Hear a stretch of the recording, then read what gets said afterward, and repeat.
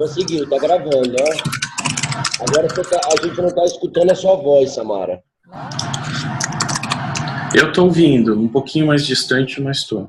Eu não tô ouvindo nada. Meu microfone tá normal aqui. Ah, tá voltando ao normal, então. Tá aberto. Tá, não, agora tá legal. Tá ok? Aham. Tá, então vamos começando, né? Alexandre, só para eu saber, você conversou alguma coisa, chegou a conversar alguma coisa com o Luciano? Vocês falaram um pouco ou nada? Muito pouco. A gente conversou por WhatsApp, me parece que ele encontrou a Associação Livre em algum post do Facebook, Na deu verdade, uma olhada e já entrou em contato comigo, mas foi uma conversa curta. Tá, não, na verdade fui eu que encontrei e indiquei para ele entrar em contato com você para a gente começar a conversa, por isso que eu tô te perguntando, né? Então a gente pode partir do zero, né? Assim, talvez você se apresentando, a gente se apresenta um pouco também, fala do que está acontecendo por aqui. Não sei se você entendeu também, assim, né? O que é que rola por aqui ou não, nada, assim. Eu até entendi, mas o que não ficou muito claro para mim, e me parece que era um dos assuntos que ele estava tentando abordar, era o fato de que vocês ainda não são uma organização corporativa, nem com CNPJ, nem nada disso. Vocês ainda estão ensaiando possibilidades, mas ainda não tem nenhuma configuração corporativa, certo? O que acontece, a gente está trabalhando, tem uns 2 anos e pouco, a Ponte, tem uma pessoa junto com a gente que é a Danai, e quando a gente precisa, a gente usa o CNPJ dela. Ela tem um MEI, né? Mas a gente não configurou uma sociedade limitada, digamos assim. E a gente está caminhando agora para alguma coisa nesse sentido, né? Mas, assim, o trabalho, ele já acontece tem mais de 2 anos, né? E agora, com a possibilidade do empreendimento em rede, né, com esse tipo de funcionamento, a gente está tentando encontrar a melhor forma de fazer isso, né? Então, a gente está num processo aí. Então, ótimo. Quando eu vi, quando eu encontrei vocês, eu também não consegui me aprofundar muito, assim, de pesquisar, né, e ver o que vocês fazem, mas eu achei que era uma coisa, assim, que tem muito a ver com o que a gente está em busca, um pouquinho da forma como a gente já faz, provavelmente. Então, foi essa vontade, né, que deu de aproximação aí de vocês e saber o que está acontecendo, o que vocês estão fazendo e tal. Perfeito. Chegaram em boa hora. Eu vou contar um pouquinho, tá? Eu sou publicitário já há 16 anos e a minha área de atuação é planejamento estratégico. É mais ou menos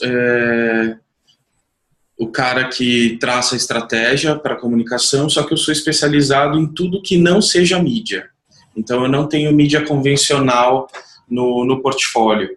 Então, eu trabalho muito com promoção, evento, ativações, incentivo e bastante internet. O que aconteceu depois de muito tempo, onde eu até tentei mudar de área, eu fui para gastronomia, fiquei 2 anos e meio trabalhando na cozinha, adorei a experiência, só que eu não consegui ganhar dinheiro, e aí chegou uma hora que eu cansei de ficar duro e voltei para a agência. Mas eu aprendi bastante coisa também na gastronomia, e uma delas foram as matérias mais voltadas para administração e gestão de pessoas, que ao contrário do resto da turma, que estava mais preocupado em aprender a fazer risoto, eu gostei muito do lance que eles estavam tentando passar para a gente ali na universidade, que era a importância de empreender na área de gastronomia. É muito difícil fazer alguma coisa que dá certo, né? Então, eu usei muito do que eu aprendi em gastronomia para começar uma carreira de empreendedor. Então, eu comecei a montar planos de negócio. E aí, nesse período de retorno para agências, né, eu comecei a montar planos de negócio e foram 5 até hoje. E um deles é a Associação Livre. Então, a Associação Livre começa com o meu desejo de empreender. no meio de várias atividades, esse plano de negócio chamou mais minha atenção, eu me identifiquei mais com ele, e aí eu apostei todas as minhas fichas nele. Então, o que aconteceu nos últimos 5 anos é que eu mantive a minha atuação como planejamento estratégico. Só que nos últimos 2 anos eu sou freelancer. Então, o que aconteceu é que eu consegui uma autonomia maior do meu tempo e do dinheiro, né, para poder operar além do dia a dia nas agências. Então, eu comecei a negociar, que era uma coisa também que não era muito parte do meu dia a dia, né? Fiquei 16 anos sempre trabalhando dentro de alguma agência, então eu tinha meu salário e não precisava fazer isso.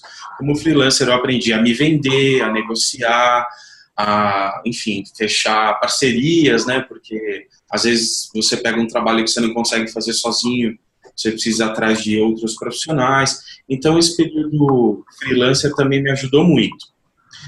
Mas no final, o core business, né, o que a Associação Livre faz?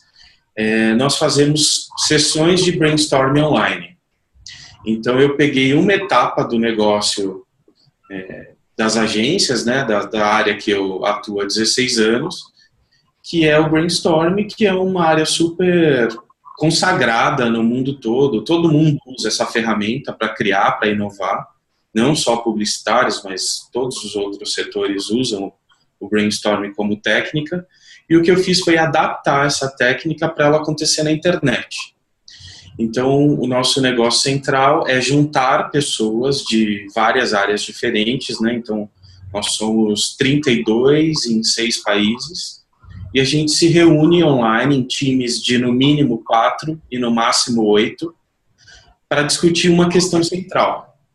E aí essa questão central é o ponto de partida de um brainstorm, que acontece todo em plataformas digitais. E a gente entrega não só o relatório completo, né, de toda a discussão, inclusive aquela ideia ruim que apareceu no meio do caminho, o chaveco, o palavrão, tudo o que acontece na discussão o cliente recebe. E eles adoram isso, porque tem uma autenticidade interessante ali. E as agências costumam jogar tudo isso fora e leva só o projeto final. Então, a gente entrega o processo inteiro para eles, com referências, com vídeos, com links e tudo isso discutido. E eu fecho também um Canvas, é uma página onde tem um mapa, um resumo, né, do problema central, né, que a gente trouxe, até o caminho que a gente percorreu e a proposta. A gente arrisca um palpite ali, o que o cliente deve fazer para resolver aquele problema que ele trouxe. Então, esse é o foco da empresa. O que ela tem de diferente é basicamente o fato de que ela hoje acontece na internet. E o segundo ponto, que eu acho que é o que mais interessa a vocês, é como eu formei essa empresa, né? Como que ela opera, como que eu distribuo dinheiro, enfim, como a gente trabalha, né? A parte burocrática, jurídica, contratos, eu acho que esse é um dos pontos que chama a atenção no nosso plano de negócios. Vocês querem fazer uma pausa, falar alguma coisa ou posso continuar? Você está sem áudio. Pode continuar, por mim. Posso continuar? Sim. Bom, então, como é que funciona, né? A gente precisava de uma... Caiu? Então, Rosana, só fecha o seu microfone aí, Rosana. Aí. Bom, a gente precisava resolver as questões burocráticas, né? Então, eu precisei conversar com muitos contadores e advogados, mas no final, quem realmente fez toda a diferença foi um mentor, ele se chama Ayrton Paiva, e ele é o cara que criou uma empresa chamada Gestão Origami. A Gestão Origami é uma empresa de sustentabilidade. Eles têm agendas de sustentabilidade as maiores do planeta. Eles atendem Petrobras, por exemplo, atendem a Vivo, Itaú. Eles já estão em operação há 6 anos. E o Ayrton montou uma empresa onde 100% das pessoas eram sócios. Todos, sem exceção, são sócios. Você chega lá, uma moça te recebe, te oferece um café, atende o telefone, ela é sócia. Você vai falar com um cara de gestão ambiental, ele é sócio. Você vai falar com um cara do financeiro, todos, sem exceção, são sócios.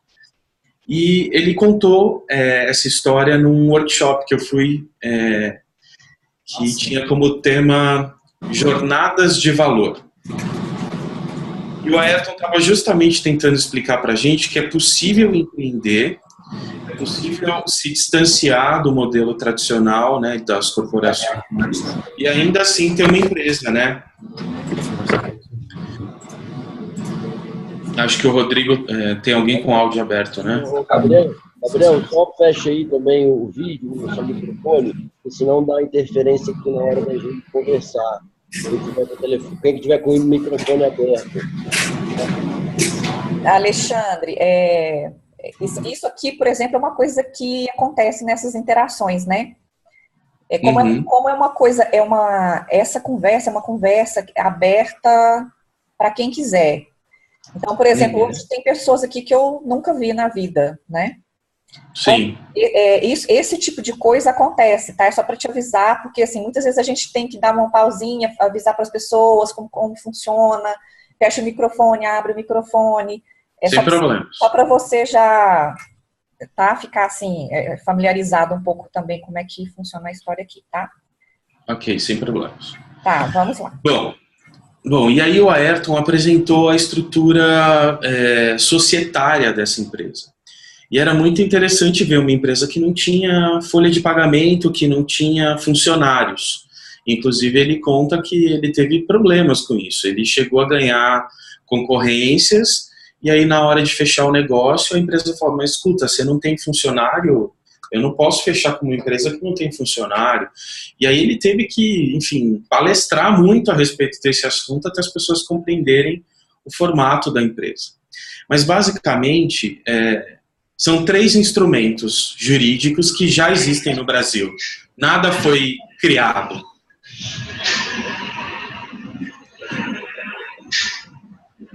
Está chegando alguém também com o áudio aberto, né? Então, esses 3 instrumentos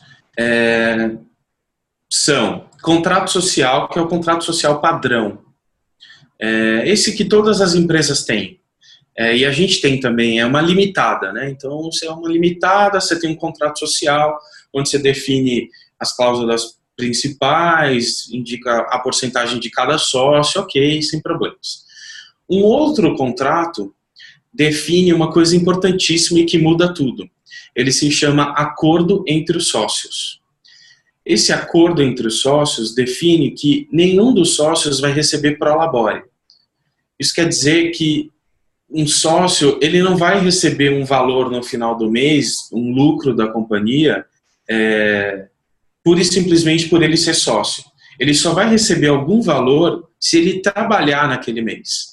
Então, ele precisa executar tarefas, ele tem que ter missões, ele tem função dentro da empresa, e é o executivo dele dentro da empresa que gera renda.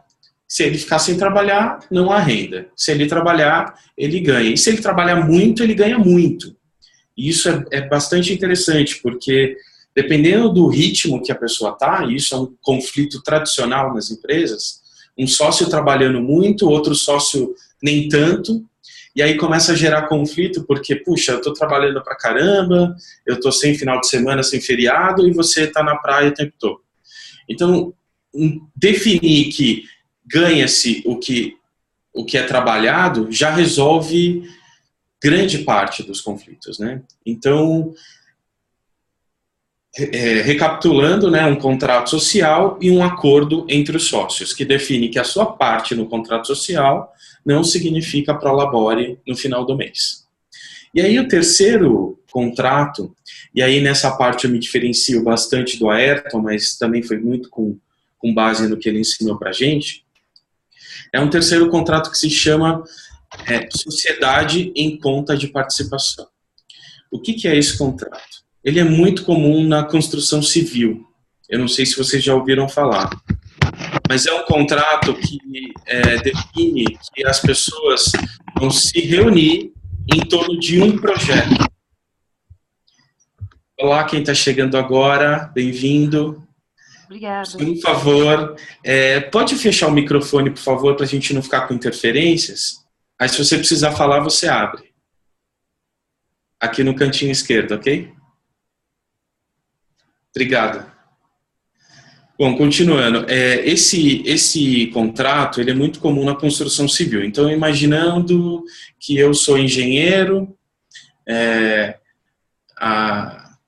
o Rodrigo é arquiteto e a gente contrata a Lucila, que vai ser a empreiteira, por exemplo. Juntamos nós três e definimos que a gente vai derrubar um prédio e fazer uma praça. O arquiteto foi lá, fez o projeto, o engenheiro precisa estudar o solo e tudo mais, condições para construção disso, e o empreiteiro vai trazer a mão de obra e executar a obra em si. A gente faz um SPC, ou um SPE, que é com fim específico. São bem parecidos. No caso, esse contrato, ele gera um CNPJ. Então, além do contrato social da minha empresa de arquitetura, da empresa de engenharia e da empresa que é empreiteira, a gente gera um quarto que se manifesta na presença desses três, é um quarto CNPJ, e toda a obra vai ser operada por esse CNPJ. O que acontece é que o dinheiro vai ser distribuído para os outros CNPJs dessa sociedade, e quando a obra acabar, a praça está pronta, inaugurou, pronto, cada um segue com a tua empresa, a sua vida, e essa sociedade se desfaz. Simples assim. Esse contrato, ele é muito leve, muito simples. E ele é muito comum no Brasil. Eu fico pensando onde é que eu estava esse tempo todo que eu nunca tinha escutado falar sobre isso, né? Porque isso resolveu grande parte dos problemas. Então, hoje a gente usa um SPC, uma sociedade em conta de participação, para reunir um time de pessoas que trabalha num projeto específico, que são discussões de brainstorming online. Simples assim. Então, eu tenho 32 pessoas que participam de um CNPJ, onde a gente faz essas discussões online, e quando vence o contrato, que a gente definiu a cada 6 meses, essa sociedade se desfaz. Isso significa que ninguém é meu funcionário, então nenhum dos colaboradores é CLT, né? Porque eles não têm horário, eles não têm que ir para um escritório, eles não respondem para um chefe, eles não têm e-mail da empresa, e mais do que isso, eles são ocultos. Na Associação Livre, a gente não apresenta a rede. A gente apresenta as especialidades, os países que nós estamos, o tipo de serviço que essas pessoas são capazes de fazer, enfim, portfólio, mas nunca o nome das pessoas. E aí vem um quarto contrato, que é o confidencialidade, que é fundamental para ambas as partes. Então, eu não revelo quem trabalha comigo e eles não revelam as informações que circulam dentro da rede. Então, a gente mantém também a segurança, né, que é muito importante quando a gente está falando de estratégia, que é o nosso estratégia, criação e inovação, né? Tudo isso precisa ser mantido em sigilo, né? Porque senão um concorrente passa a perna, então não podemos ter nenhum caso de espionagem industrial, seria isso, né? Uma pessoa que está dentro da rede, fornecendo informação para fora, ela vai ser enquadrada como espionagem industrial. Então, eu tenho um quarto contrato que define que as informações são sigilosas. A gente tem um quinto contrato que é de prestação de serviços, né, que a gente assina com os clientes que contratam a gente. E a gente está criando um outro contrato agora, que é para gerenciar as pessoas que estão se aproximando da Associação Livre, que começam a atuar na rede, mas se interessam em ser sócios também. Então, esse período onde a pessoa está trabalhando na rede como um colaborador para discutir, mas começa a acumular funções para se tornar sócio da empresa, ela recebe cotas. E ela vai se tornando sócia da empresa gradualmente. A gente até hoje não recebeu R$1 de nenhum colaborador, a gente recebe trabalho, né? Então, todo mundo que trabalhou com a gente até hoje foi acumulando cotas, e aí eu tenho um sexto contrato que gerencia essas cotas flutuantes até o momento em que a gente muda o contrato social e esse sócio entra efetivamente. Então, em linhas gerais, eu expliquei tudo para vocês. Assim, é assim que a gente opera nos bastidores, né? Contrato social, acordo entre os sócios, SCP, contrato de confidencialidade, contrato de prestação de serviço e um, chama-se confissão de dívida, não lembro exatamente o termo, que é quando eu defino que eu tenho uma dívida com aquele colaborador, então ele tem cotas da minha empresa. Então são 6 contratos para essa empresa operar e funcionar. Oi, Alexandre, bom dia. Algumas dúvidas já que a gente tem conversado sobre SCP já tem algum tempo, é uma proposta que está fluindo também dentro do Empreender-se, e a gente está tentando encontrar um caminho para encaixar a ponte nisso. Minha primeira pergunta é o seguinte, então você define de 6 em 6 meses esse SCP, e aí depois desses 6 meses você redefine quem são os sócios ocultos e resolve tudo. Não é por projeto, é por tempo. Eu defini um único objeto. O objeto desses contratos são discussões virtuais, em salas secretas. Eu não lembro exatamente, eu posso até depois mostrar. Mas o objeto é justamente o core business da empresa, são discussões de brainstorming online. E aí, esse contrato tem um período. Eu renovo as assinaturas a cada 6 meses e, naturalmente, alguns saem, outros entram, e aí eu consigo manter a rede totalmente legalizada, né, funcionando e operando. Então, eu já tenho 2 contratos. Eu montei o primeiro, uma primeira geração, e agora, em janeiro, a gente está assinando já com a segunda geração. O que vai acontecer é que, no meio do ano, a primeira geração vai vencer. E aí eu vou assinar novamente com essa turma, colocando pessoas novas e tirando outras. E aí, no final do ano que vem, ou em janeiro do ano que vem, vence o outro contrato. Então, a cada 6 meses, eu vou ter um contrato vencendo, e aí é a chance que as pessoas têm de entrar, né, para a rede. Tá. E aí você falou sobre essa questão de que o SCP ele gera um novo CNPJ, além do CNPJ que já estão nos sócios ostensivos. Exatamente. Então, o que vai assinado na prestação de serviço para a pessoa que está contratando é o CNPJ da SCP? Não. É isso que eu queria entender. Como é que funciona? Não. Os clientes sempre contratam a Associação Livre e Limitada. Tá. Então, eles sempre estão falando diretamente com a pessoa jurídica, que hoje sou eu e minha sócia, Fernanda Menezes, e a gente tem mais 2 sócios que estão naquela situação que eu expliquei, né? Eles ainda não entraram no contrato social, mas já estão atuando como sócios. Então, a empresa sempre contrata a nós. A gente é que contrata o SCP. Então, nós somos o sócio ostensivo do SCP, a gente aparece lá como responsável, e todos os outros trabalham com a gente. Então, o cliente não tem condição de contratar essas pessoas direto. Nem seria legalmente possível. Tem que ter um sócio ostensivo, um responsável por aquilo. Tanto é que qualquer problema que acontecer, seja ele fiscal, jurídico, trabalhista, seja lá o que for, é a limitada que assume. Nada respinga no SCP. Então, as pessoas não têm nenhuma responsabilidade. Por isso que o cliente nem aceitaria contratá-los direto, porque, é um grupo de pessoas, mas e aí, eu falo com quem? Quem é o responsável aqui?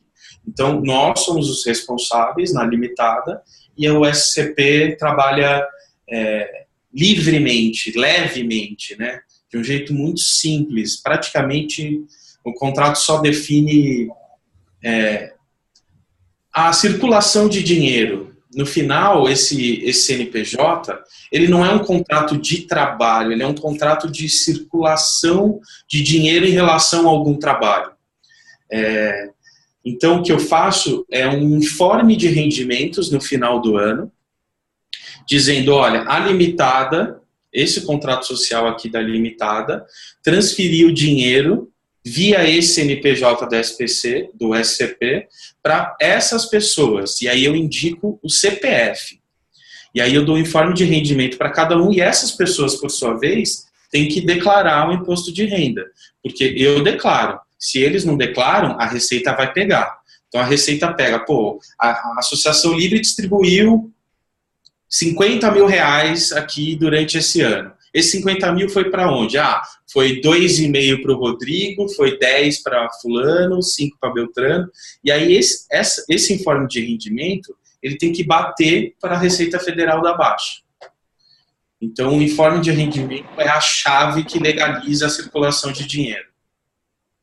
Aí só para tirar uma dúvida com você, o informe de rendimento é anual Porque, assim, a gente está tentando aqui também entender com a contabilidade. Os contadores estão de cabelo em pé quando a gente apresenta a proposta, porque eles falam sobre uma dificuldade de poder justificar essa entrada desses sócios ocultos, como repassa esse dinheiro, como que faz esse controle. Então, eu queria que você falasse um pouquinho mais disso, como está acontecendo aí para a gente. E porque você falou, né? Então, por exemplo, tem uns 6 meses de contrato do SCP. O informe de rendimento vai no final. Como é que você está fazendo esses acertos? É mensal? O projeto tem um prazo de recebimento e vai para o projeto? O que está acontecendo, assim, na questão do repasse? Que isso é uma coisa que a gente também está aqui tentando adaptar. Saber como que a gente faz o repasse para as pessoas que estão participando junto com a gente. Bom, a empresa é muito jovem, né? A gente tem 5, 6 meses agora. Então, eu ainda não tenho um ano fiscal completo para falar para vocês. Mas, pelo menos, o que está planejado acontecer é que, independente do colaborador ter trabalhado 1 mês, 3 meses, 6 meses, ou renovado e trabalhado o ano inteiro, não importa. É um informe de rendimento no final do ano. Então, digamos que um colaborador entrou e lá para março, abril, ele abandonou, não quis mais.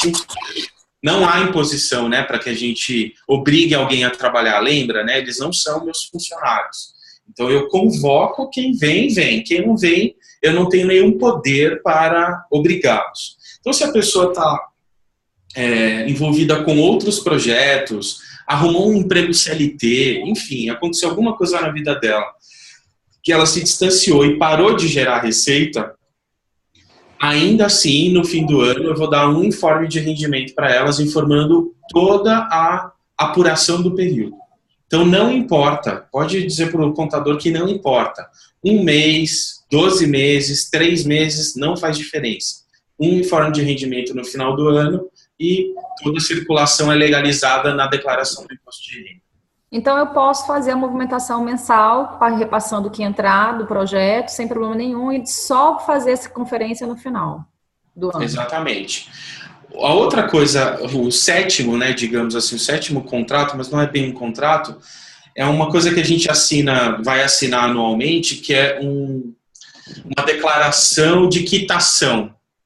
Então, o colaborador, quando ele recebe o informe de rendimento, a gente pede para ele assinar uma quitação.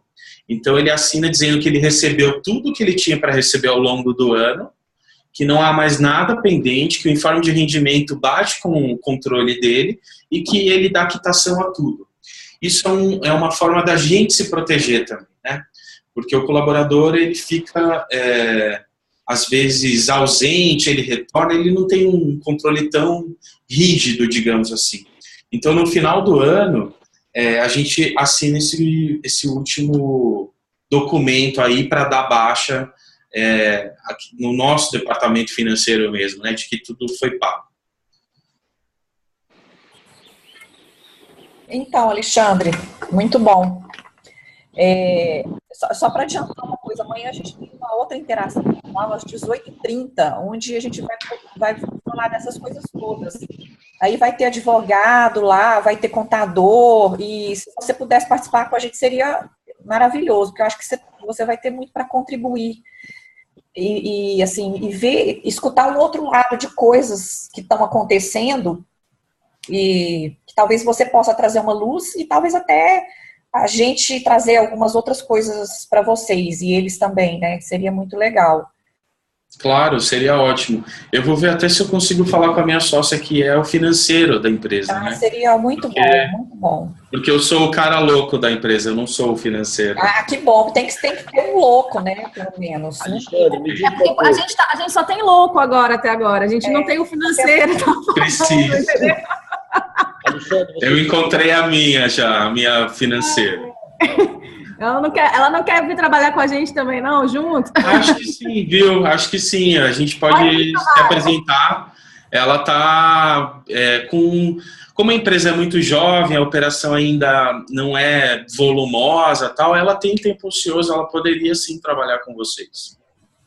Sim, eu acho que tem devem ter outras pessoas já também fazendo esse caminho aí, né? Me parece que é um caminho bom, e aí a gente está descobrindo, né, como fazer, no empreender, se isso também está acontecendo, né, mas aí em busca de coisas que eu acho que talvez vocês já tenham encontrado. Pois é, a gente compartilha. Deixa eu perguntar, Alexandre, você falou que tem um contrato onde o sócio que trabalha mais ganha mais. Como é que você consegue medir isso? É através de sistema? A gente tem o acordo entre os sócios define isso, né? Ele juridicamente diz que todos os sócios abrem mão do Prolabore e que vão receber de acordo com o que eles trabalham. Juridicamente está resolvido. Na prática, a gente tem usado plataformas digitais também. Então, eu trabalhei bastante tempo com o Rungrunit. Eles conseguem, inclusive, fazer um cálculo de horas trabalhadas. No final, a gente não usava as horas, a gente usava mais a tarefa, né? Então, cada tarefa tinha ali a sua valoração. Então, quando a gente tem os trabalhos para serem executados, por exemplo, eu tenho um sócio que está na Austrália. Ele é o cara de interfaces digitais, né? Ele é um cara de user experience, né? Então, ele tem feito tudo que a gente precisa em relação a plataformas digitais. Então, quando ele vai fazer um projeto novo, por exemplo, como ele criou agora o nosso Hub, né? Ele juntou todas as ferramentas que a gente usa num site, com login e senha, ele passou um orçamento. Ele passa um orçamento de quanto custaria o trabalho para ele. E aí, ao invés de pagá-lo em dinheiro, ele está transformando isso em cotas da empresa. Porque ele entende que ele trabalha, às vezes, R$ 3.600 e, transformado isso em cota, pode ser que esses 3.600 daqui a um ano valham muito mais. Então, ele está investindo mão de obra, assim como todos nós. O único que colocou dinheiro mesmo, eu coloquei perto de R$45 mil nessa empresa, não foi muito. Mas coloquei muito capital intelectual, muitas horas de trabalho, e tudo isso foi mensurado. Então, não só da minha parte, como da Fernanda, minha sócia financeira, como do Nava, que está na Austrália fazendo a parte digital, o Marcão, que é o cara que faz os treinamentos, né? Ele é o Relações Humanas, que a gente chama. Então, todo mundo tem funções que custariam muito caro se eu tivesse que pagar. Mas as pessoas estão topando trocar trabalho por cotas dessa empresa nova.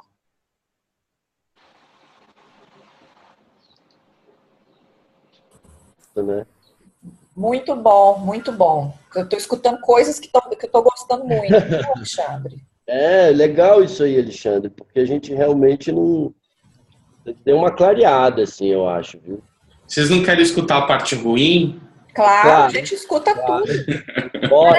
É só uma então, o Luciano está aqui. Alexandre, tudo bem? É o Luciano Bueno. Tudo jóia. Muito obrigado pelo convite, Luciano. É prazer ter você aqui. Muito obrigado. Desculpa o atraso, mas nós estamos aqui juntos, né? Isso que importa. E uma dúvida que surgiu em relação à tua experiência. Existe algum case, sucesso, fracasso, o que você pode compartilhar conosco? É justamente isso que você falou agora, né? Dar esse outro lado para a gente poder ter uma linha histórica mais completa, né? Dentro de uma realidade que você já experienciou. E eu tenho uma curiosidade também muito grande, Alexandre, que é a seguinte: como é que você faz? Porque assim, né, sendo projeto e essas coisas muito você tem prazos de entrega, né? Eu tenho essa dúvida aqui também, porque a gente abre em rede, vem quem sente, e muitas vezes a gente tem um prazo para cumprir, e assim, né?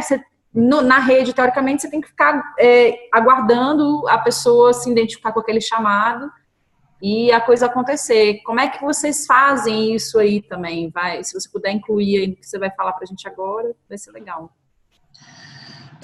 Então, a gente tem dois personagens completamente diferentes, né, na Associação Livre. Um é o colaborador. O colaborador assina um SCP, que é esse contrato simples, leve, com quase nenhuma obrigação, porque ele nem precisa trabalhar se ele não quiser, né? Então, ele fica ali dentro da rede, né? Assinou a confidencialidade, ele fica ali vendo os trabalhos aparecer. Se ele quiser trabalhar, ele trabalha, se ele não quiser, ele não trabalha. Então, isso é muito simples de resolver. O que acontece hoje é que eu pago R$300 por participação numa discussão. Então, eu tenho no mínimo 4 pessoas e no máximo 8. Independente da contribuição de cada um deles recebe R$300 pela participação. Aí fala assim, poxa, mas aí não é justo, porque a minha ideia foi incrível e a dele não era boa. Em brainstorming não existe isso, né? No brainstorming, a ideia ruim ela é escada para uma ideia boa. E a discussão, ela é o produto da associação livre. Então a gente entrega o que o coletivo é capaz de fazer, e não uma pessoa. Mas digamos que ainda assim tem aquela pessoa que não vai muito bem. O que acontece é que é muito orgânico, né? Então, se eu sou o gestor do projeto e eu chamo o Luciano uma vez, o Luciano desempenha mais ou menos, não segue lá muito bem o nosso método e tal. Eu dou uma chance para ele, dou um coaching, converso, tento resolver. Na segunda vez, de novo, ele pisa na bola, não cumpre o prazo e não faz o que tem que fazer. Na terceira vez, eu não chamo mais ele. O gestor ele é soberano, ele monta o time dentre aqueles que se candidataram. Então, o que acontece é que eu tenho uma rede muito empenhada, porque está todo mundo ali se observando, e os melhores, naturalmente, são sempre convocados, porque eles mandam muito bem para o gestor, é um prazer entregar um trabalho incrível. Então, eu quero os melhores. Quando eu coloco uma convocação, que eu preciso de 4 pessoas, aparecem 12, 13 pessoas querendo trabalhar naquele projeto, eu olho para as 13 e falo, putz, esse cara é incrível, esse é ótimo, esse daqui não, então não. Esse daqui sim, e aí eu fecho o time com os mais incríveis. Aí as pessoas vão falar assim, poxa, mas aí vai ter panelinha. Vai. Eu vou trabalhar com quem eu gosto, com quem funciona, com quem é bacana comigo. Então isso é uma vantagem, na verdade, não um problema. Porque numa empresa você tem que trabalhar com o cara que está ali do seu lado, fazendo corpo mole. Às vezes ele é teu chefe, ele não está desempenhando o trabalho dele, você tem que lidar com isso e é tudo muito dramático. Na Associação Livre não tem drama, trabalho é trabalho, eu posso adorar beber com o Luciano, ir para o bar e achar tudo incrível, mas na hora do trabalho eu não gosto de trabalhar com ele, então eu não vou trabalhar. E idem, se alguém quiser fazer isso comigo, não há problema nenhum, porque se o outro gestor, como a gente se reveza, o projeto pode vir de qualquer pessoa, o gestor ele é soberano para escolher a equipe. Então se ninguém te escolhe, olha que coisa boa, traz você um trabalho, muda de papel, então você que vai começar a escolher a equipe. Então isso tudo é muito orgânico, eu não preciso influenciar isso. Eu não tenho que criar mecanismos para obrigar as pessoas a trabalharem. É tudo muito simples, muito leve. E aí, na verdade, é um líder, né? O gestor ele é o cara que trouxe o trabalho, que conhece o problema do cliente, que criou a questão central, porque ele tem que sintetizar aquilo de uma maneira muito inteligente, né? E trazer a provocação para as pessoas. E aí, dependendo de quem vem, ele escolhe, né? Monta um time ali o mais multidisciplinar possível, ou às vezes o mais específico possível. Enfim, depende do que ele está querendo. E aí, isso não há problema. O problema acontece do outro lado, desse lado de cá do balcão. Quando a gente montou a Associação Livre, né, quando eu apresentei esse projeto para 35 pessoas, vocês devem imaginar que eu falei com muito entusiasmo, muita paixão do projeto, e aí todo mundo ficou muito feliz, né, e nossa, que coisa incrível, então todo mundo veio muito rapidamente para fazer parte. E aí eu disse que todos poderiam ser sócios, né, eu segui exatamente o exemplo do meu mentor, né, que foi o Ayrton Paiva, e disse, olha, todos podem ser sócios. O que aconteceu é que 14 levantaram a mão e falaram, eu quero. Desses 14... Na semana seguinte, quando eu mandei o primeiro e-mail, 3 já desistiram. Foi só o calor ali do momento. Dos 11, caiu para 7 nas primeiras tarefas. No primeiro ciclo de tarefa, 4 já abandonaram e já foram fazer outra coisa da vida. Um casou, outro separou, outro filho nasceu. Acontecem coisas na nossa vida também. Não é só... descaso, não é só falta de vontade, às vezes a gente não consegue mesmo, e normal, não há problema nenhum. De 7 foi para 5, para 3, eu estava para lançar a empresa, eu tinha uma pessoa a mais. E essa pessoa, eu olhava para ela e falava, meu Deus, ela não está preparada. ela não está entendendo tudo que a gente está fazendo, ela não entendeu, ela não teve dedicação para olhar contrato, ela não quer ver número, ela não tem envolvimento nenhum com o negócio. Por que ela quer ser sócia, meu Deus do céu? E aí, eu e a minha sócia, né, que já estava comigo desde o início, a gente decidiu que ela também não entraria. Então, no final, eu não consegui nenhum sócio. De 35 pessoas, nenhum. E foi muito frustrante para mim. Essa foi a parte ruim, né, que eu queria contar para vocês. A verdade é que, assim, o movimento do trabalho em rede, dos coletivos, né, de tudo isso que a gente está falando, e muitas outras pessoas estão falando também, ela é muito romântica ainda. Porque a gente sonha com tudo isso, mas na prática é trabalho. E trabalho define competência, responsabilidade, resiliência, um monte de coisa que a gente esquece na hora que está ali, né, empolgado. A gente está falando de comprometimento real, né? Porque para fazer não tem ninguém mandando, não vai ter horário, e se a pessoa não estiver comprometido, acabou. Pois é, e aí o que aconteceu é que, como ninguém se comprometia, tudo foi caindo nas minhas costas. Então, eu era o único que não podia desistir, né? Eu já estava ali envolvido até as tampas, já tinha dedicado 3 anos e meio da minha vida no plano de negócios, então eu não tinha essa opção de falar, eu não quero, agora eu não quero, eu não tinha essa opção. Então, o que aconteceu é que eu acumulei muito trabalho, então eu tive um ano muito difícil. Acho que como todo empreendedor, né, mas no meu caso eu não me preparei para isso. Eu achei que eu teria muitos sócios. Eu achei que as pessoas realmente viriam para perto, que elas iam assumir, que era o sonho delas se libertar da vida tradicional, né, corporativa. Só que na prática isso não aconteceu. Eu percebi que as pessoas reclamam bastante da vida corporativa, mas quando elas têm a chance de mudar, falta muita coisa. Falta coragem, falta conhecimento, falta competência mesmo. Às vezes a pessoa quer, ela tenta, mas ela não consegue. Então falta muita coisa. É um abismo, né, entre você ser funcionário de uma empresa e você ser dono de uma empresa. Tem um abismo. E as pessoas não conseguem entender que tem que pegar um impulso muito forte para você pular para o outro lado. Senão você cai no meio ali. Aí você fica numa situação péssima, porque você nem tem salário e a vida confortável que você tinha antes, e você também não tem a liberdade, enfim, tudo aquilo que você sonhou. E aí vem um mar de frustração, né? Você começa a colocar a culpa no mundo, na economia, no Brasil. Enfim, a culpa é de todo mundo, menos sua. E aí, assim, o que aconteceu, né? Qual que é o aprendizado, né? Vamos virar a página, né, desse episódio que durou pelo menos 1 ano e 1 mês. O que eu aprendi com tudo isso, né? Primeiro que eu tenho que tomar muito cuidado com o meu discurso, né, a respeito da associação livre ou da experiência com a associação livre.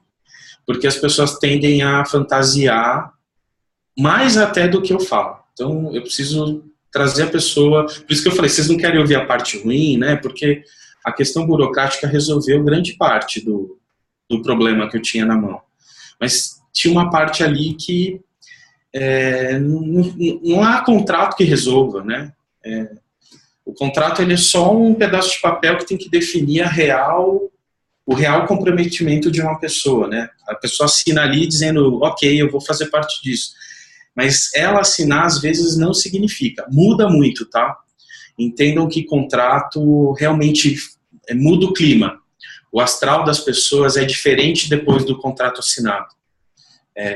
Fica muito melhor. Fica mais maduro, mais profissional. As pessoas tendem a respeitar um pouco mais o pedaço de papel, porque elas sabem que, se eu assinei, acabou, eu estou concordando com tudo isso daqui. Mas ainda assim, não é só o pedaço de papel. E aí eu assumi totalmente a minha incapacidade de gerir pessoas. Foi muito difícil para mim assumir isso, porque eu recebia tantos elogios a respeito do projeto que para mim era difícil assumir que eu era ruim em alguma coisa.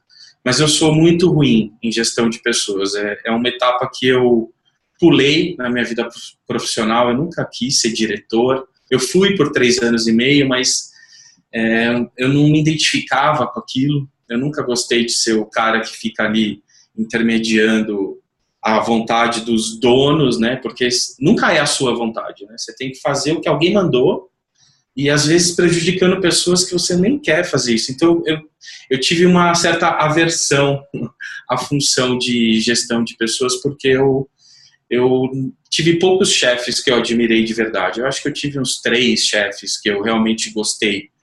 Todos os outros eu não gostei, eu não queria ser um chefe. Então, eu fugi. Só que na hora que eu fui empreender, isso veio. E aí eu não estava pronto, eu não sabia lidar com isso. Então, o que eu fiz foi assumir a minha incapacidade e eu coloquei um sócio que é maravilhoso nisso, que é o Marco. Ele, inclusive, tem vários skills de professor. A esposa dele também é uma excelente professora na USP. Enfim, eles são um casal bastante voltado para essa de gestão de conhecimento mesmo, são inteligentíssimos e amáveis e tem uma maturidade em relação à inteligência emocional que me falta às vezes. Eu sou muito mais prático, né? Como eu sou planejador, eu planejo, eu quero que aquilo aconteça. Se alguém não está conseguindo, eu acho que a pessoa está com problema e eu tenho dificuldade de trazer essa pessoa. Então, o meu sócio tem feito esse papel muito bem melhor do que eu, assim como a Fernanda faz a parte de finanças muito melhor do que eu, e como o Nava faz a parte de TI muito melhor do que eu. Então, no final das contas, assim, o que a gente precisa fazer é assumir a nossa incapacidade também, né? Porque empreender é uma coisa de herói, mas você não é um super-herói, né? Você vai fazer uma coisa bem difícil, que você vai precisar se superar, mas isso não quer dizer que você vai amanhecer com uma capa e sair voando, não é verdade. Legalzão aí, Alexandre. Deixa eu te fazer uma pergunta. Participação de cotas, quando você dá anual ou de 6 em 6 meses, é que você retira os que saíram e coloca os que entraram, é isso?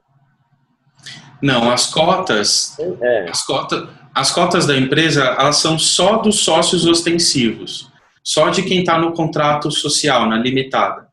Então, se a gente recebe um investimento, vende parte da empresa, só os sócios ostensivos vão ganhar um dinheiro bom.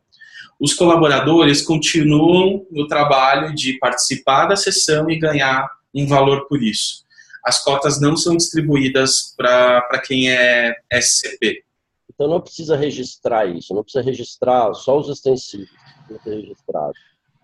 Então, você sabe que a gente passou por um período dramático, porque como eu tenho pessoas em vários lugares do mundo, eu tive que pegar assinatura, documentação, tudo. E você acredita que na hora que eu levei na Receita Federal não precisava? A gente tomou um susto positivo, né? Porque a gente fez um trabalhão para conseguir a assinatura de todo mundo.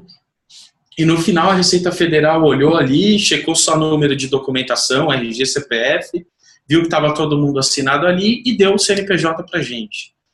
Então, eu acho que no final, a Receita também entende que o sócio ostensivo, né, que é a limitada, é o responsável por aquilo. Como ela nem vai chegar a processar nenhuma das pessoas ali, que elas nem têm condição de fazer alguma coisa que o ostensivo não tenha concordado, então eles nem pediram autenticação de assinaturas, eles não ficaram com os documentos, eles só deram uma analisada e entregaram o CNPJ para a gente. Foi bem mais simples do que eu imaginava. Isso é uma boa notícia que você está dando. Mas e sobre isso aí, Rodrigo, sobre isso aí a Alice já falou. No Empreender-se, eles também não fizeram isso, né? Realmente não há essa necessidade. Isso eu não sabia. Sim. Vai tudo no rabo do sócio ostensivo, gente. Sim, tudo cai nele. Então, isso aí, o Oswaldo sempre falou sobre isso, desde o início, a Alice também, né? Então, pelo menos esse aspecto, ele é bastante claro já pra gente, né? Agora, esse ponto aí, Alexandre, que você falou sobre a não distribuição, né, do lucro entre os outros sócios, né, os ocultos, Isso não acontece, né? Não, não acontece. Sócios ocultos recebem pelo trabalho que realizaram e só, não há nenhum tipo de responsabilidade ou direitos que vá além disso. Porque esse é um outro ponto que a gente começou a falar sobre ele aqui também, né? Caso a gente quisesse distribuir lucros de uma outra forma depois com esses sócios, né? Assim, qual seria uma via? Então, também é um ponto aí que a gente começa a falar sobre ele. Eu acho que o que vocês podem fazer é manter a grande parte das pessoas no SCP mesmo e distribuir lucros. Pode até ser considerando alguma participação societária, entre aspas, mas não colocar todo mundo no contrato social, porque o contrato social, ele é sério. Não, mas eu não estou falando no contrato social, não. É dividir, por exemplo, o sócio ostensivo, depois se ele quiser dividir com os sócios ocultos algum lucro. Samara, o que eu estou entendendo, que foi uma informação que o Alexandre trouxe, que a gente vai precisar ver com a Alice e com o povo na terça-feira, porque o objeto do contrato do SCP dele é exatamente a interação virtual dos brainstorms, e é só isso. Sim, então, a gente vai ter que achar uma forma de escrever dentro do SCP da ponte o que vai ser distribuído, qual é o objeto, porque aí a gente vai conseguir esse viés aí e também amarrar quando que vai ser distribuído, que não obrigatoriamente vai todo mundo receber. É isso que a gente vai precisar começar a ver. Eu faço mensalmente. Uhum. Sim. Conversando um pouco, eu estava conversando um pouco com o Dax esse final de semana, e é isso, a gente tem que fazer isso por projeto, né, por alguma coisa que a gente vai empreender e distribuir isso daí. Agora, eu não sei se para a gente também seria num formato de 6 meses, esse é um outro ponto, né, para a gente pensar. Alexandre, eu não sei até se você conseguiria, né, com a experiência que você está tendo, porque assim, hoje a gente está abrindo muitas coisas, mas o que a gente tem feito aqui, principalmente, é a produção de evento e tem a venda dos livros. E as pessoas estão entrando agora, interagindo com a gente, levando os eventos para outras cidades, que é possível, produzindo a parte gráfica, ajudando na parte da administração, agenda, essa é a ideia, né? A gente está abrindo para as pessoas entrarem e ficarem participando dessa forma. E aí a gente não está sabendo muito ainda, muito bem como fazer essa distribuição, como essas pessoas entrariam, e aí é esse que é o ponto que a gente está tentando encontrar. Então, a tua experiência vai trazendo, porque assim, vai abrir ainda para mais coisa agora, né? Para outros serviços, para outros acontecimentos, que você tem um objeto. Eu entendo que isso que a gente faz são mais de um objeto, entraria como dentro do contrato, é tentar amarrar isso de uma forma que seja uma coisa só.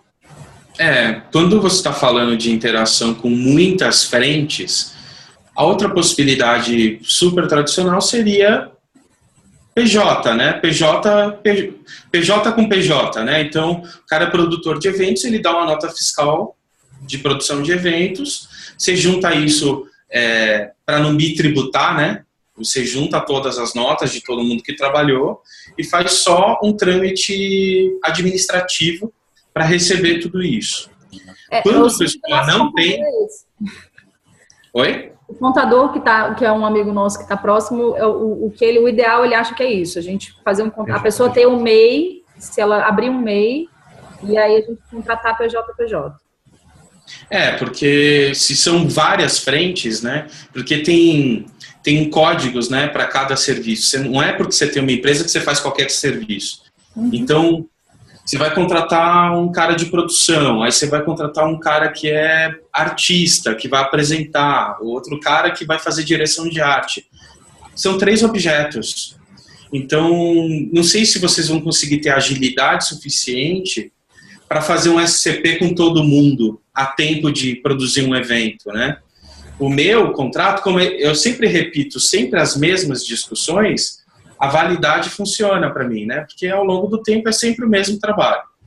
Agora, quando cada hora é uma coisa, não sei se vale a pena, sabe? Ficar abrindo um CNPJ novo para cada projeto. Talvez Talvez não. Eu creio que não. Muito, muito rapidamente assim, não. Por isso que a gente vai ter que trabalhar com algumas alternativas, né? Eu acho que talvez dê para a gente trabalhar com o SCP num projeto maior, mais longo, alguma coisa assim, né? E para outros dessa outra forma. Talvez, eu estava até aqui escutando o Alexandre e me veio a ideia, Samara, da gente conversar com ele sobre a plataforma também, né? Ah, com certeza, com certeza. A Associação Livre. E aí talvez esse seja um projeto que a gente consiga encaixar logo de primeira na SCP. Depois a gente fala mais um pouquinho em outro momento com você sobre isso, que senão a gente vai desdobrar aqui e vai longe. Mas me veio isso quando você começou a falar da tua equipe, o teu sócio lá de TI, a gente está buscando aí umas soluções e tem um projeto que pode ser uma coisa bacana, que eu acredito que vocês tenham interesse em entrar junto, que a gente está procurando alguém que tope investir na história junto com a gente. Ótimo, vamos falar sim. Inclusive, para vocês também, o convite para participar da Associação Livre ele é aberto a todos. Todo mundo pode entrar no site, clicar lá no Seja Livre, se cadastrar e participar da rede. A gente só tem uma etapa de treinamento antes, né, para explicar como tudo funciona. Então, a gente tem uma sala onde as pessoas participam de projetos pro bono. Então, eu atendo o Balé de Cegos. Em breve vai entrar o Adote um Gatinho, são ONGs, né, que a gente atende pro bono. E a gente faz projetos da própria Associação Livre mesmo. Então, a gente discute uma questão nossa para as pessoas entenderem como é que funciona. Então, a gente tem essa etapa de treinamento, mas logo depois as pessoas estão aptas, porque não tem seleção, né? Como eu falei, é muito orgânico. Todo mundo pode trabalhar com a gente. A ideia é expandir globalmente. Eu brinco que eu quero perder o controle. Isso é bom. Bota no chat aí pra gente, Alexandre, o teu... Seja Livre é o nome da sua... Já tá aí, Rodrigo. Eu já pus o link aí mais pra cima que o Ricardo perguntou, tá? Peraí, deixa eu ver se tá privado aqui. Pode ser por isso. Tá privado. Peraí.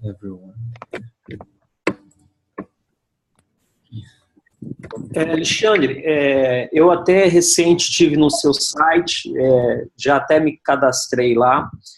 E qual é o próximo passo? Isso é automático ou tem um contato de vocês? E outro ponto que eu queria te perguntar, para explorar um pouquinho mais, é o modelo de negócio. Porque, pelo que eu entendi você falando, você remunera R$300 a participação do Brainstorm, mas essa remuneração vem direto do cliente que demandou. Como é que é o modelo de negócio de vocês? Porque todo esse trabalho, quando envolve muitas pessoas, e eu sou de uma área muito tradicional, que eu fui empresário de TI por 20 anos, então esse negócio, quando junta muita gente, e aí tem muita boa vontade, muita disposição, então uma coisa que eu sempre preocupo e tento entender é o modelo de geração de caixa, porque não adianta só o envolvimento, porque todo mundo tem conta para pagar. Então, se você puder explorar um pouquinho como é que é o modelo de negócio, como é que ele acontece, eu te agradeço. Tá. Bom, primeiro você disse que já se cadastrou, né? Quando as pessoas se cadastram, a gente convida elas para uma sala chamada Lab, a L-Lab. Então, você precisa já ter acesso a isso. Se você não teve, você tem que escrever para a gente. Depois a gente manda um contrato de confidencialidade. Esse é o primeiro contrato que todo mundo, sem exceção, tem que assinar. Porque depois que você entra na rede, você começa a receber informações confidenciais. Então, a primeira coisa que a gente pede é confidencialidade.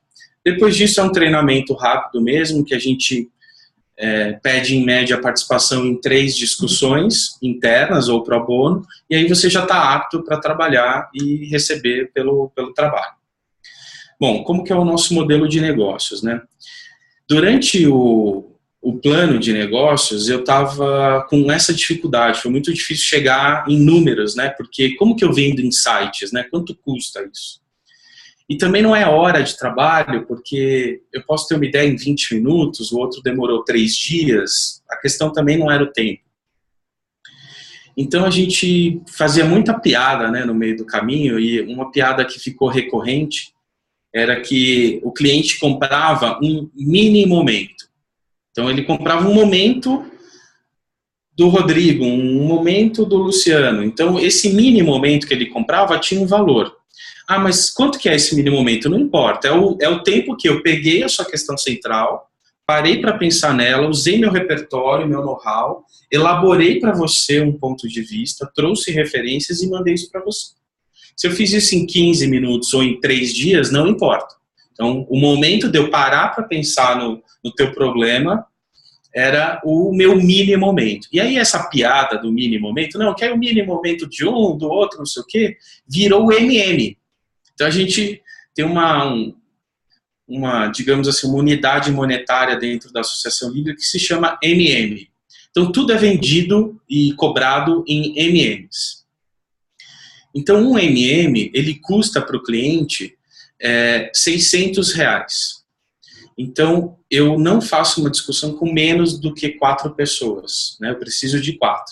Então, a primeira discussão começa com 4 MMs, ou seja, isso custa para o cliente R$2.400. Com R$2.400, ele terá 4 pessoas reunidas pensando no problema dele. Ele pode fazer isso com 5, 6, 7, no máximo 8. Mais do que 8, a gente já fez testes, não funciona. Chega uma hora que fica difícil de gerenciar, tem pessoas que, enfim, se encostam num canto, outras que sobressaem. Então, no final, no máximo 8. Então, esse valor do MM, ele está hoje fixado, né, em R$600, e a gente cobra do cliente sempre dessa maneira. Então, isso resolveu aquela minha questão de como é que eu cobraria pelas ideias, né, do que era gerado. E aí chegou a minha sócia financeira e falou, tá, mas como que essa empresa vai operar? Como que ela vai funcionar? E para mim era muito importante que a gente transferisse o valor de cada colaborador no final de cada projeto. Então, acabou o projeto, o cliente pagou, cada um recebe o seu valor e a gente zera. Eu não queria ficar retendo, lucrando, acumulando em cima das pessoas. Então, meu modelo ele é bem horizontal, digamos assim. Mesmo nós, sócios, a gente não ganha em cima das pessoas. A gente ganha quando a gente trabalha. Então, se eu trago o trabalho, se eu gerencio o projeto, se eu participo de discussões, eu ganho dinheiro. Se eu não fizer nada, o dinheiro vai circular na empresa e não vai vir R$1 para o meu bolso. Então, o que a gente fez? Pegamos esses R$600 e desmembramos esse valor em porcentagens, né? Então, do 100% de um MM, né, de R$600, 50% vai para o bolso do colaborador. Então, metade do valor vai direto para o colaborador que participou, então R$300 vai para o bolso dele, sem nenhum tipo de desconto.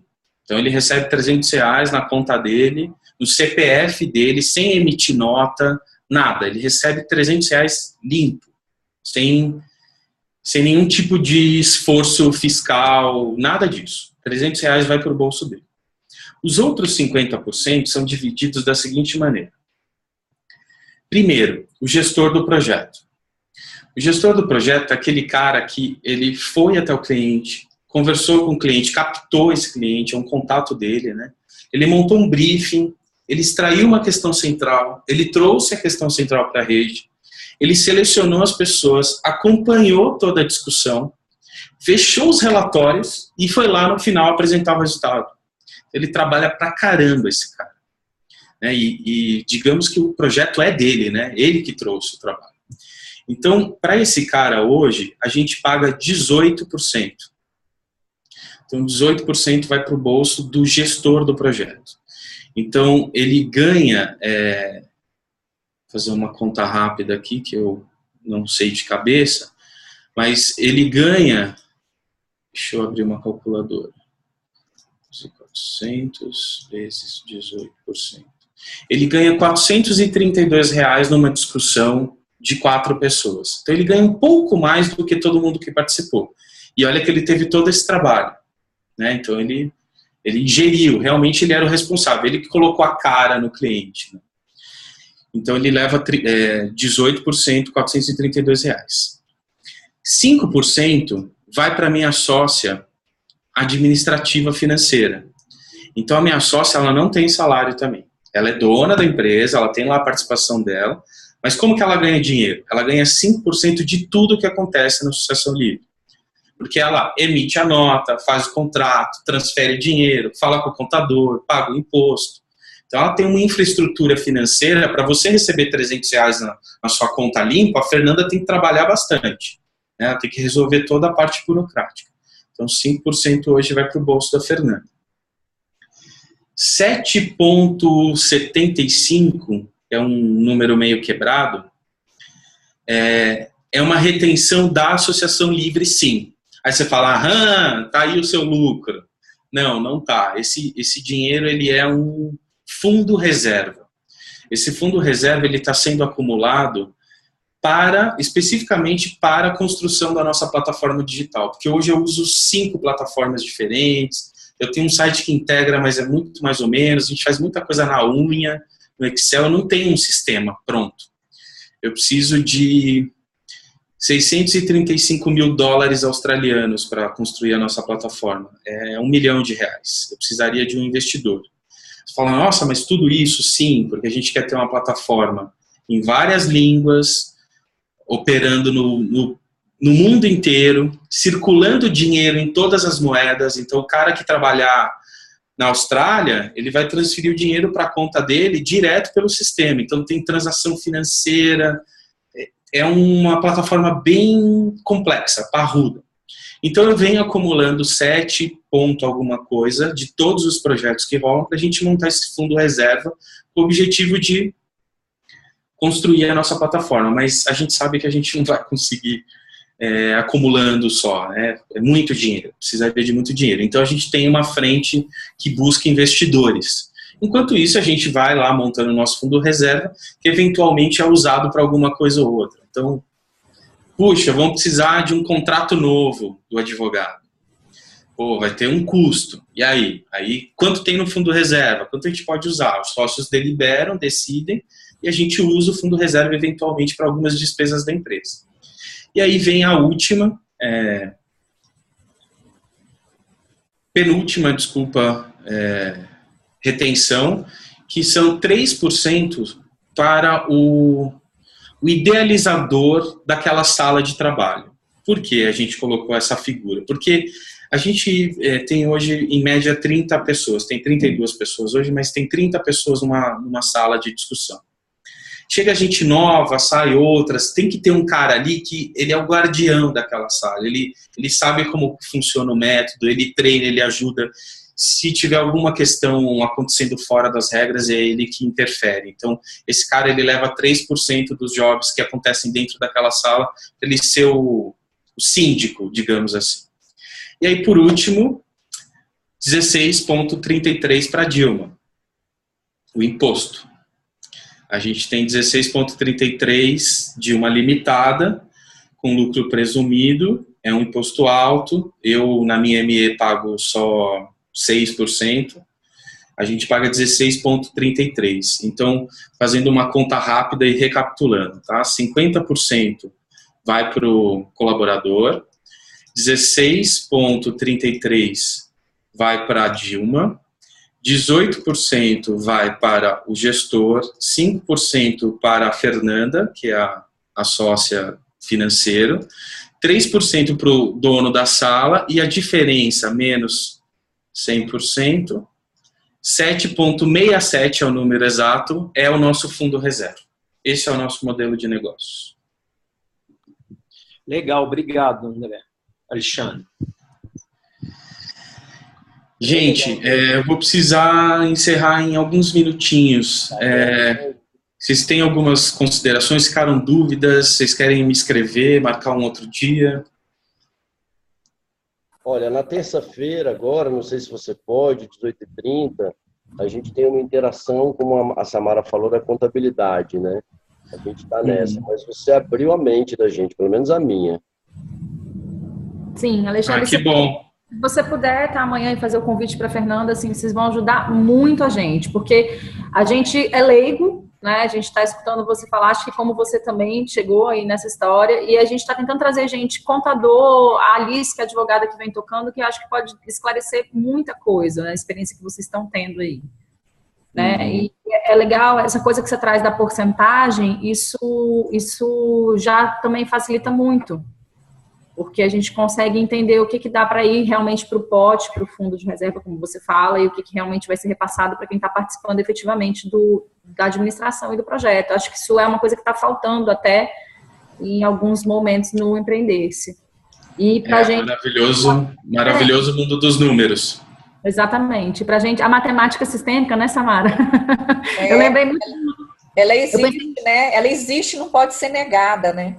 Eu pensei muito agora no Luciano, enquanto que é um facilitador nosso, um parceiro que é constelador, e a gente tem conversado com ele sobre esse modelo de negócio em rede. Ele falou exatamente algumas coisas que você disse agora, dessa visão romântica, de ser uma coisa que traz muita gente, as pessoas se empolgam num primeiro momento, mas que realmente não vai para frente, que precisa ainda de um amadurecimento muito grande para isso se tornar realmente da forma como é pregado. E vamos ver como é que a coisa fica, né? Muito bem. Eu vou indicar para vocês depois mais 2 coletivos daqui de São Paulo. Um deles eu faço parte, que é o coletivo Reverte. Vou colocar aqui no chat, tá? Para vocês terem isso. E a Dervish, não sei se já ouviram falar. Esses 2 coletivos operam também na área de comunicação, marketing. Eu participo do Reverte e a gente também tem trocado muita informação, muito aprendizado aí na trajetória. E eu acho legal vocês se conectarem a eles também. Tá ótimo, Alexandre. Então, amanhã a sala vai ser essa mesma, tá? Se der para vocês participarem com a gente. Combinado. Eu vou avisar a Fernanda e confirmo com vocês hoje, talvez com o Luciano pelo Messenger. Tá, maravilha. Gente, muito prazer, muito obrigado. Força que vai dar tudo certo. Tá, vai sim. Tchau. Até breve. Até mais. Obrigada, Alexandre. Quem quiser... Obrigado a vocês. Valeu, Alexandre. A gente continua essa conversa, então. Valeu. Até mais. Tchau, tchau. Até Obrigado. mais. Valeu. Eu tenho uma pauta aqui que eu queria fazer com vocês de Brasília. Você pode ir, Alexandre. É a pauta da casa lá na Palhoça. Viver uma casa. A Dionara disse de uma casa lá, mas ela não me deu retorno. Eu estou com alguns Zap imóveis. Eu posso dar uma olhada? Nossa. Uma casa para gente, aí a gente disponibiliza 10 pessoas. Vai olhando. Quantas pessoas já estão confirmadas? Vamos ver quantas aqui. Eu estou confirmado. O Luciano também. E vocês? Eu também. A Danai, 4. 4. A Andréia falou que vai também. Ela só não pode chegar lá muito cedo, mas ela quer ir até dia 17, ela chega.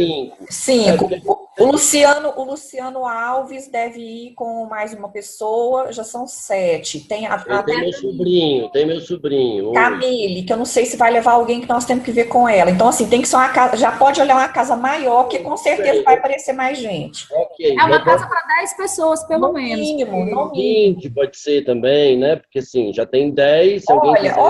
Olha tudo. Brasília, tá, vou fazer isso. Então. Olha, aí, eu acho que vai aparecer mais gente, mais agregada. Não, lógico, eu só tô sabendo.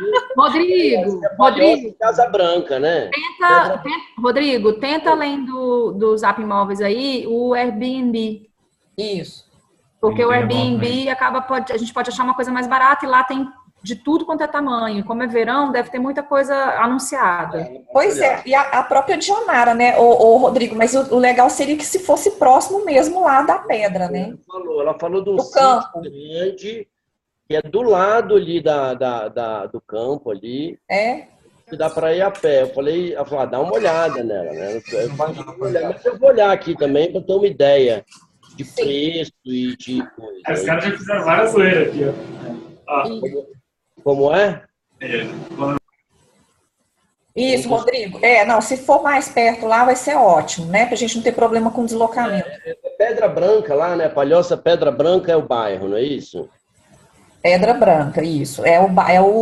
A praça lá, tem uma praça. É praça, não é bairro, não? Eu não sei se é o nome do bairro, deve ser o nome do bairro, mas é assim, porque tem uma praça lá onde ficam onde as coisas acontecem, né? Outra coisa que era legal também... Pessoal, Pedra Branca é um condomínio da cidade de Palhoça. Então não é um bairro, não chega a ser um bairro, não, Douglas? Na verdade, acho que é um bairro planejado, é algo mais... É um bairro. É tipo um Jardim Mangueiral aqui. É porque eles fizeram o projeto lá, pelo que eu estava lendo, que é um bairro planejado. É um bairro. Sim. Outra coisa que seria legal também, depois, né, isso é uma coisa posterior, de repente uma van, sei lá, sabe, meio que para todo mundo, pelo menos fazer um traslado de alguma coisa se precisar, né, ou se estiver longe, sei lá, sabe, meio que ver quanto custa, de repente não é tão caro assim. Não, você está falando lá no local? Eu não sei como é que é, onde é que a gente vai ficar, Samara, vai estar longe, vai ficar perto, vai precisar de um carro para fazer alguma coisa, né, e levar as pessoas, às vezes dá, às vezes é viável, entendeu, financeiramente, dependendo de quantas pessoas tem. Eu acho que isso vai depender primeiro definição do local, né? Porque se a gente ficar lógico, eu tô só dando uma ideia posterior ali, rola, e aí às vezes é viável financeiramente. Quantas pessoas vão querer participar disso, deixar à disposição quantos dias, ou 1, ou 2, ou 3, sei lá, sabe? Rodrigo. Isso é legal. Rodrigo, você viu a sugestão da Fabíola? Não, qual foi? Eu no chat agora, para poder abrir isso, né? Colocar isso aberto lá no Empreender-se, lá naquele postzinho do Pedra Branca, para poder expandir. Mas, paralelamente a isso, não vamos parar de fazer a nossa pesquisa também, né? Claro, não, eu vou fazer já. Mas é legal abrir, para ter mais alternativa. Já, menino. Eu acho que a gente precisa começar a pesquisar para ver o que está aparecendo e qual o tamanho das casas. Eu vou dar uma olhada aqui. Abrir cada um e vamos juntando, porque não também, vai conseguir ficar todo mundo no mesmo lugar, entendeu? Claro que não, mas eu estou dizendo, se a gente pega uma casa de 20, 10 a gente já está. E se quem quiser entrar nos 10, e quem quiser se comprometer de quando a quando, né? E tem um período, por exemplo. A gente está chegando dia 11, vai ficar até dia 26, e vocês ficam quando? Aí chega depois ou não, paga a mesma coisa, tem que pensar assim, né?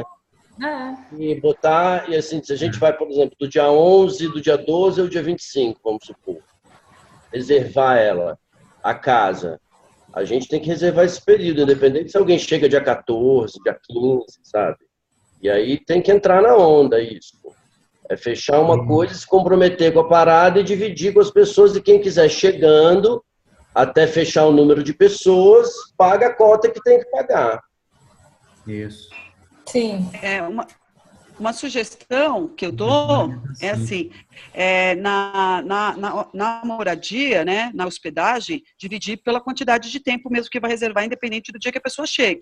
E fazer um outro rateio sobre alimentação, porque aí realmente, se a pessoa não vai estar, aí a alimentação vai ser diferente mesmo e não vai ter o custo. Mas da casa não vai ter jeito, vai ter o custo de 15 dias, de 15, 10 dias, independente do que a pessoa vai estar lá. Claro, é igual. Eu não vi que você falou que a minha internet está muito ruim. Você viu que eu estou caindo e voltando todo o tempo, por isso que eu estava até sem câmera. Acho que agora estabilizou. Você falou alguma coisa de alimentação, Rodrigo, que eu não ouvi? Eu falei. Não, foi o Luciano que perguntou aqui. Eu falei.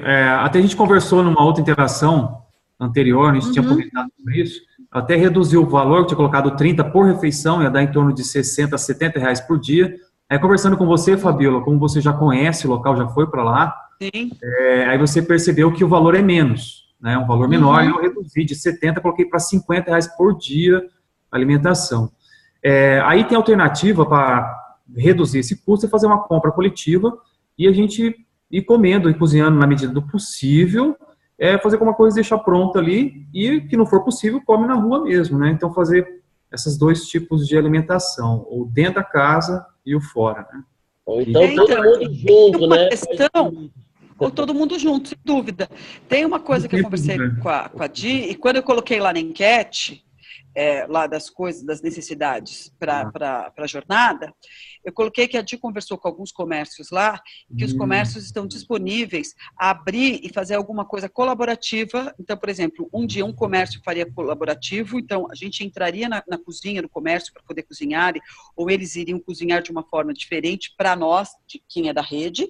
Então, tem essa possibilidade e vai levantar os comércios que estão a fim de entrar nessa colaboração. E um segundo momento é que na Opens tem uma cozinha lá. E aí também eu até me coloquei a cozinhar um dia lá, de também a gente fazer uma agenda de cada um cozinhar um dia. Então, na segunda-feira eu cozinho, na terça-feira o Luciano, na quarta. Então, cada dia um cozinha e fica bem bacana também, né? Não pesa para ninguém. Lógico. E dilui o custo e são essas ideias. Você também, fazer uma escala, né? Muito boa também. Põe uma agenda aberta de quem tem de cozinhar. Aí eu vou lá e coloco o dia que eu estou a fim de cozinhar, porque talvez o outro dia não vai cozinhar, porque eu vou participar de uma interação, de uma atividade ali, de uma dinâmica, e eu não quero perder aquilo, então não vou cozinhar, ou eu vou tocar uma. Enfim, vou fazendo de acordo com a minha agenda. Mas aí todo mundo se compõe ali. Diz o que vai fazer e o que vai cozinhar também. Do mesmo jeito que tem agenda de dinâmicas, eu acho que tem uma agenda de estrutura para a gente estar ali. Né? E que é da mesma forma, colaborativa. Muito boa. Muito bem. A gente podia tocar isso, né, Fabiola? Eu não sei como é que tá dentro do site da organização, se tem já essa coisa estruturada, né? Tipo, agenda para cozinha, agenda para equipe de apoio, agenda... Sabia? Eu acho que assim, ela falou lá com o comércio, aí eu acho que o comércio fica disponível lá na hora, quando a gente for falar com eles, não é isso, Fabiola? Não, tô falando de outra coisa, Rodrigo. Tô falando dessa coisa que a Fabiola... Uma coisa que pode ser prévia.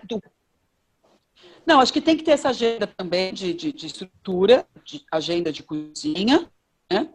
E uma outra coisa é a agenda dos comércios também, porque eu acho que pode ter as duas opções. Ou seja, e essa opção da agenda da cozinha, as pessoas têm que se colocar também, ao chegar lá na Pedra Branca, aonde elas vão almoçar, né? Então, tipo, eu vou almoçar aqui na Opens, ou seja, eu vou fazer esse almoço aqui e já ter um valor de quanto que isso vai custar. Porque acho que a gente pode então, fazer isso. A alimentação aqui custa R$15, um exemplo. Que aí a gente já sabe que vai ter 10 pessoas e tudo mais, já sabe mais ou menos o custo que isso leva e boa. Porque, na verdade, tem algumas coisas que precisam ser pré-programadas pelo menos um dia antes, né? A gente tinha que abrir a agenda, mas quem tem intenção de almoçar amanhã aqui, e aí vai ter fulano cozinhando, e aí a pessoa se candidata, porque como é que a gente vai organizar, tipo, aí tem 5, o almoço fez contou para 5 e aí aparece 15. Mas olha só, eu acho assim, se a Dionara já está falando com os comerciantes, a gente vai chegar antes lá. Quando a gente chegar, a gente prepara isso, né? Pode ser também, sem dúvida. Pode chegar lá e conversar com as pessoas, ajudar a Dionara nessa questão, já conversar lá com as pessoas. Eu achava que era interessante, quanto mais comércio a gente envolver, eu acho que fica mais bacana, né? E fora que tem um cardápio super variado, né? E aí, de repente, essa cozinha pode ser para a gente à noite, ou vice-versa, ou a gente cozinha pelo dia e à noite vai para o comércio, ou cada dia uma história. Porque eu acho as duas histórias uma curtição. Eu acho para mim é uma mega curtição cozinhar para as pessoas. Para mim não é uma obrigação, não é um fardo. Para mim é um divertimento. Oi, Fabiola. Fabiola, Rodrigo, enfim. Alimentação coletiva, estava fazendo aqui uma simulação. Assim, é lógico que eu estou olhando aqui a realidade de Brasília, numa família de 5 pessoas, que é o meu caso, né? Então, dá um torno de gasto de 1.500, eu dividi por 30 e dividi pelo número de dias que nós vamos ficar lá. Então, deu R$750, dividido por 10 pessoas, vai dar R$75 para 15 dias. Porque no nosso caso, eu e o Rodrigo, nós vamos chegar lá dia 11 e voltar dia 25. Então, serão 15 dias de alimentação. Se for fazer uma compra coletiva para esses 15 dias, daria em torno de R$75 para 10 pessoas. Aí faria esse movimento colaborativo da cozinha, ela ser uma cozinha para servir a coletividade, né? Fazendo essas divisões, essa escala de alimentação coletiva. E, paralelamente a isso, tem essa questão do desconto no mercado, né? A gente ir para o mercado, restaurantes, né? Eu estou falando assim, e para o mercado que vende alimentos, né? Restaurante, barzinhos e outros que tenham um relacionamento, uma parceria conosco, que vai ajudar bastante, né? Ter esse barateamento, esse desconto para essa jornada lá. E tem uma outra coisa, né, Luciano? Você está colocando aí o pessoal aqui da ponte, né? Porque vocês sabem do número dessas pessoas. Quando abrir isso, né? Outras pessoas pode, né? Eu querer fazer parte, outras pessoas também fazer e tudo mais. Então esse número aumenta, né? Então é um exercício que a gente começa a fazer, mas a gente ainda não sabe o número que ele vai tomar, né? Por isso que eu falo, vamos fazer ele aberto, porque aí ele toma um outro volume. E a gente sabe que quanto maior, volumoso, fica, mais barateia e tudo mais. E em algum momento, dependendo do tamanho do volume, aí também começa a dar um certo nó, porque aí, tipo, uma pessoa só não dá conta de cozinhar para tanto. Né? Aí tem que pensar em 2, né?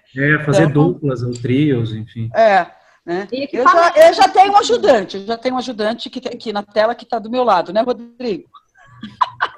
E Fabiola, tem que prometo todos os dias, mas ajudo bastante. Não, eu também não vou cozinhar todos os dias, não, Rodrigo. Não. Um dia só eu quero você como ajudante. Eu posso ir trocando os ajudantes também, que eu acho divertido essa história. Pode contar comigo. E aí tem que ver, gente, equipamento, porque se quanto mais gente, é maior, mais panelas, as panelas são maiores, tem tudo isso que tem que ver, né? Então a gente vai ter que trabalhar de acordo com a limitação do lugar onde a gente vai estar também fazendo essa coisa. Eu acho que a gente só vai ver quando a gente chegar lá. Beleza, gente. Então, eu vou arrumar livro aqui com o Luciano. Beijo pra vocês. Tem um evento para botar para andar, tá bom? O Samara tá indo também para o aeroporto, buscar o hominho, tá tudo certo. Estamos aqui na correria. Tudo certo. Então tá. Beijo para todos. Tami, você disponibiliza aí, né, o vídeo? A gravação. Não, tô te escutando. Abre o áudio. Abre o áudio, gata. Abre a porta, por favor. Abre o microfone, Sami. Eu tô dizendo que agora essa parte eu não sei como fazer, tá? Não, a hora que você fechar, ele vai pedir para salvar aí o vídeo no seu computador. E aí você vai subir ele lá para o YouTube, para a página da Ponte, para depois distribuir o link. Tá, obrigada. O Douglas ajuda, né, Dou? Tá, nossa, é porque a única coisa que está difícil agora é porque o arquivo vai descer para dentro do seu computador. E aí você vai precisar, se você não conseguir fazer, você vai ter que mandar esse arquivo para alguém. O arquivo é pesado, é só isso. A hora que você fechar a janela, ele vai salvar dentro do seu computador. Tá, então deixa ele salvando aqui, depois a gente vê o que faz. Depois chama a Samara que eu te ajudo. Calma. Aí você vai baixar, aí você vai ver lá com a data de hoje, vai pegando, é autoexplicativo, tá? Você tá bom. É verdade. Tá bom, minha gente, eu tenho que sair, tá? Para de publicar no Facebook um pouco, para de publicar e faz isso. Tá, eu tenho muitas outras coisas para fazer hoje, tá? Beijo, tchau. Tchau. Tchau, gente. Tchau, tchau.